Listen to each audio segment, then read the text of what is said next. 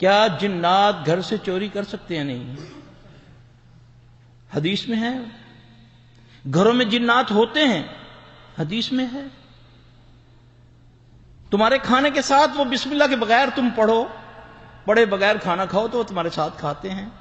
اگر تمہیں یاد آ جائے، آپ صلی اللہ علیہ وسلم نے فرمایا وہ کہہ کر دیتا ہے، اگر تم پڑھ لو نا بسم اللہ، برتنوں کو صاف کر کے کھاؤ ورنہ شیطان اس میں سے حصہ لے لیتا ہے۔ فرمایا نا کہ اپنے انگلیوں کو چاٹ لو یا چٹوا لو، اتنا ضروری جانا کہ جو لگا ہوگا وہ شیطان چاٹ لے گا۔ شیطان سے مراد کیا لیتے ہیں آپ لوگ؟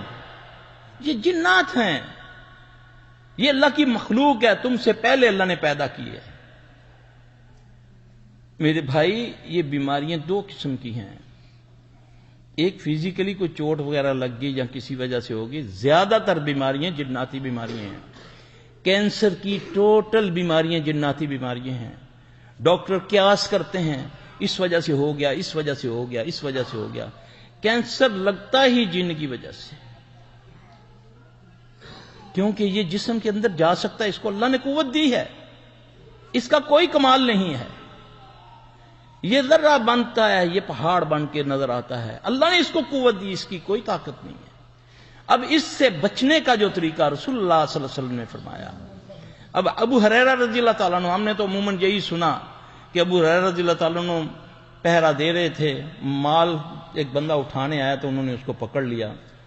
حالانکہ پورا واقعہ اس طرح ہے کہ حضرت ابو ہریرہ رضی اللہ تعالیٰ عنہ فطرانے کے مال کو، کھجوریں وغیرہ تھی، ان کا پہرا دے رہے تھے۔ وہ دیکھتے ہیں کہ مال دن بدن کم ہو رہا ہے، وہ فکر میں ہے کہ میں پہرا تو صحیح دے رہا ہوں۔ اب وہ جاتے ہیں اللہ کے نبی صلی اللہ علیہ وسلم سے عرض کرتے ہیں، یا رسول اللہ صلی اللہ علیہ وسلم، میں تو صحیح انداز سے پہرا دے رہا ہوں مگر کم ہو رہا ہے مال۔ آپ صلی اللہ علیہ وسلم نے فرمایا تو یہ پڑھ، سبحان من سخر قال محمد صلی اللہ علیہ وآلہ وسلم۔ جب انہوں نے اس کو پڑھنا شروع کیا تو کیا دیکھتے ہیں کہ ایک بندہ چادر بچھا کے مال سمیٹ رہا ہے۔ اب تکلیف صحابی کو ہے، علاج کون بتا رہے؟ محمد صلی اللہ علیہ وسلم۔ پھر آگے وہی حدیث، وہ آیت الکرسی بتا گیا۔ ایک صحابی آتا ہے، عرض کرتا ہے، یا رسول اللہ صلی اللہ علیہ وسلم، کچھ دنوں سے آپ کے بارے میں، اللہ کے بارے میں، دین کے بارے میں بہت برے خیالات آ رہے ہیں۔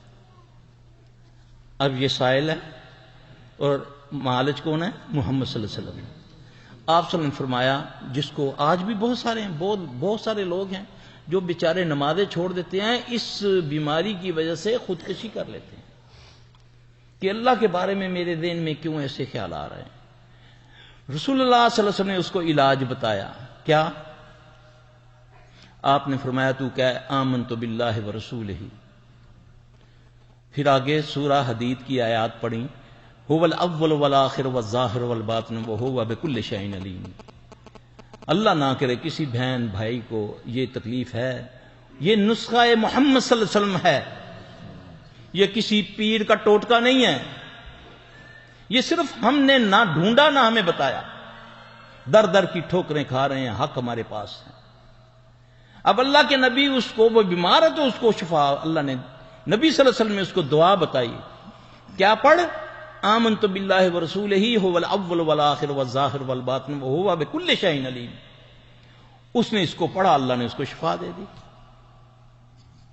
ایک صحابی کہتا ہے، یا رسول اللہ صلی اللہ علیہ وسلم، چند دنوں سے نماز میں بالکل خضوع ختم ہو گیا، ذرہ لذت نہیں رہی، یا رسول اللہ صلی اللہ علیہ وسلم، بہت پریشان ہوں۔ میں دیکھتا ہوں ایک بندہ میرے ساتھ نماز پڑھتا ہے، سبحان اللہ، کیا ہی کہنے اس کے۔ رسول اللہ صلی اللہ علیہ وسلم نے فرمایا، تجھے بقرہ کی 2 آیتیں آخری آتی ہیں؟ عرض کی ہاں یا رسول اللہ صلی اللہ علیہ وسلم آتی ہیں۔ آپ نے فرمایا اس کو پڑھ۔ کچھ دنوں کے بعد آپ نے پوچھا کیا حال ہے تمہاری نماز کا؟ عرض کی یا رسول اللہ صلی اللہ علیہ وسلم میں بہتر ہوں۔ آپ نے فرمایا تیرے ساتھی کا کیا حال ہے؟ عرض کی یا رسول اللہ صلی اللہ علیہ وسلم، اس دن سے وہ نہیں آ رہا، وہ شیطان تھا، وہ جن تھا، وہ اچھی نماز پڑھ کے اس کو وسوسہ ڈالتا تھا، دیکھو تجھے نماز ہی نہیں آتی، نماز تو دیکھو میں پڑھ رہا ہوں۔ یہ دل میں وسوسے ڈالتا ہے، اس کو اللہ نے طاقت دی ہے۔ ایک صحابی آتا ہے، عرض کرتا ہے، حضرت امامہ رضی اللہ تعالیٰ عنہ، یا رسول اللہ صلی اللہ علیہ وسلم، کچھ دنوں سے حالات خراب ہو گئے ہیں، سستی ہے، کاہلی ہے، قرض چڑھ گیا ہے، مٹی سونا مٹی بن گیا ہے، گھر سے نکلنے کو دل نہیں کرتا، مقروض ہو گیا ہوں، لوگوں کا دباؤ ہے۔ رسول اللہ صلی اللہ علیہ وسلم علاج بتا رہے ہیں۔ آپ نے فرمایا تجھے میں چند کلمے سکھاتا ہوں، اس کو پڑھ، اللہ تجھے خیر ڈال دے۔